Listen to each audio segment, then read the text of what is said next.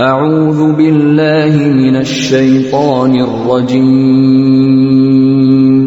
پناه غواړم د الله د شیطان رټلی شوینا. بسم الله الرحمن الرحيم شروع کوم د الله د نومنا چې ډېر مهربانا او رحم کون کې دی. والعاديات ضبحا فالموريات قدحا فالمغيرات صبحا فأثرن به نقعا فوسطن به جمعا.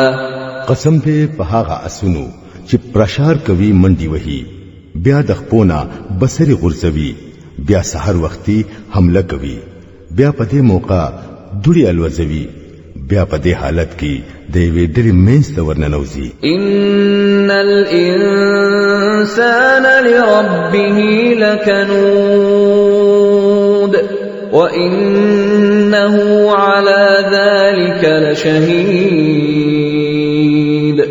وانه لحب الخير لشديد.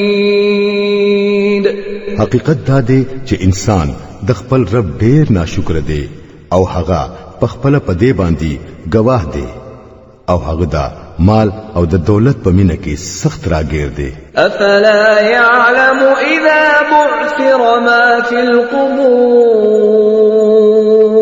وحصل ما في الصدور